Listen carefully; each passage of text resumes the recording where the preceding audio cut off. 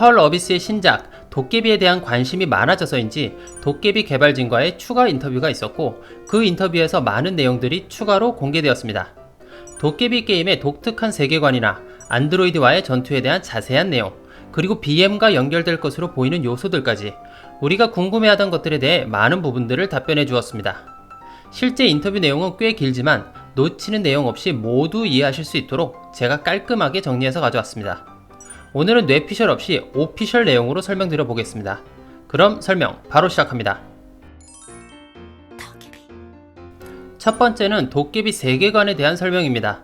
이 게임 안에서 도깨비는 사람들의 꿈과 관련되어 있습니다.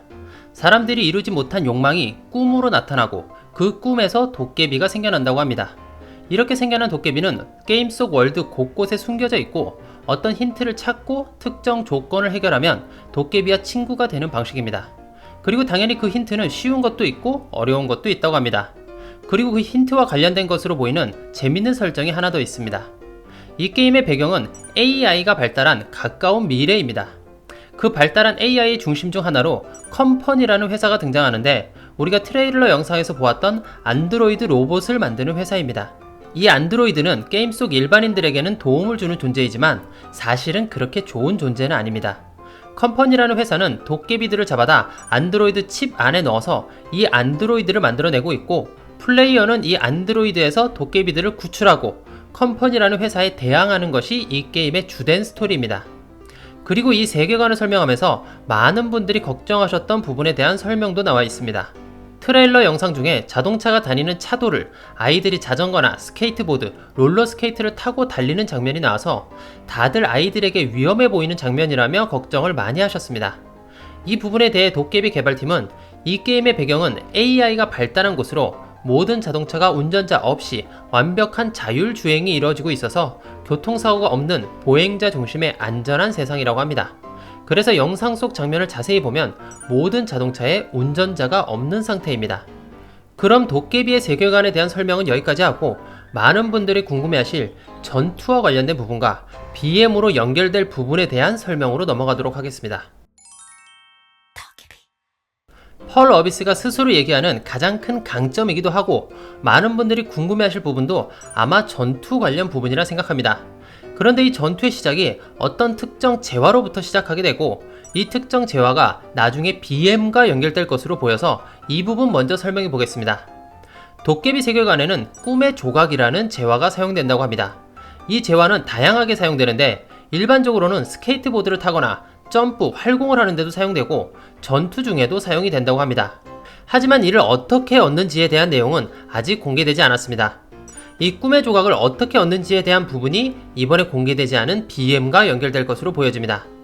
이 꿈의 조각을 앞에서 얘기한 여러 방식으로 사용하게 되면 컴퍼니의 드론이 이를 감지하고 찾아오게 됩니다. 꿈의 조각을 감시하는 보안관 같은 존재인 이 드론이 플레이어와 만나게 되면 드디어 전투가 시작되게 됩니다. 전투는 드론이 안드로이드 로봇을 싣고 와서 플레이어 앞에 떨어뜨리게 되면 시작됩니다. 그런 플레이어는 도깨비들과 함께 그 안드로이드를 물리쳐서 그 안드로이드 칩 안에 갇혀있는 또 다른 도깨비를 구출해내게 되고, 그 구출해내는 장면이 청소기로 빨아들이는 것 같이 보이는 장면입니다. 이 안드로이드와의 전투는 실시간 액션으로 진행되지만 최대한 컨트롤은 단순하고 쉽게, 대신 보기에는 뭔가 내가 잘하는 것처럼 보일 수 있게 만들 계획이라고 합니다. 그리고 보스와 전투를 할 때는 퀵타임 이벤트도 추가할 예정이라고 합니다. 일반적인 퀵타임 이벤트라면 전투 중 특정 타이밍에 특정 버튼을 눌러서 멋지게 회피하거나 받아치거나 하는 방식입니다. 이 보스와의 전투 중 퍼즐 요소를 넣을 계획도 있다고 합니다. 펄 어비스가 실시간 액션으로 하는 전투야 워낙에 잘 만드는 회사이니 얼마나 쉽고 편하게 만들 수 있느냐가 관건일 것으로 보여집니다. 그럼 전투에 관한 설명은 여기까지 하고 도깨비 오픈월드에 대한 설명으로 넘어가 보겠습니다. 우리가 영상 속에서 본 지역은 큰 섬으로 되어 있고, 실제로는 울릉도를 참고해서 만들었다고 합니다. 영상 속에서 주로 2개의 마을을 보여주고 있는데, 이는 실제 게임 속 전체 섬의 규모 중 10분의 1에 해당된다고 합니다. 그만큼 꽤 큰 크기의 오픈월드를 준비해 놓았고, 개발진이 스케이트보드를 타고 부스터를 쓰며 섬을 한 바퀴 도는데도 꽤 많은 시간이 걸렸다고 설명하고 있습니다. 이 안에서 우리는 다양한 것들을 이용해서 점프나 활공을 하며 도깨비의 힌트를 찾아다니게 됩니다. 이런 기본적인 게임 플레이는 싱글 게임의 형태로 이루어집니다. 싱글 게임의 형태로 진행되다가 어떤 특정 컨텐츠를 즐길 때 다른 사람들과 만나게 되는 구조입니다. 물론 다른 사람들과 만나지 않고 혼자서 계속 진행하는 것도 가능하다고 합니다. 이 오픈월드 안에서는 영상 속에서 보여진 남대문 놀이나 연날리기 같은 미니게임은 물론이고 플레이어 간의 다양한 상호작용을 넣을 계획이라고 합니다. 우리가 어렸을 때 어떻게 놀았는지를 생각하며 최대한 다양한 상호작용을 다 넣을 계획이라고 하니 우리가 기대하는 전투 없이도 즐길 수 있는 다양한 것들이 이루어질 것으로 보여집니다. 그리고 메타버스 관련 내용은 아직 크게 생각하고 있지 않다고 합니다. 일단 메타버스 관련 요소는 플레이어에 도움을 주는 정도로 시작하고 추후에 더 많은 것들을 추가할 계획이라고 합니다. 그리고 많은 분들께서 얘기해 주셨던 우산을 가지고 하늘을 나는 부분에 대한 설명도 있었습니다. 도깨비 게임에서 우산은 플레이어의 몸을 숨겨주는 도깨비 감투의 역할을 하게 됩니다. 그렇기에 플레이어가 우산을 써서 하늘을 날고 있어도 다른 사람의 눈에는 보이지 않는 방식입니다.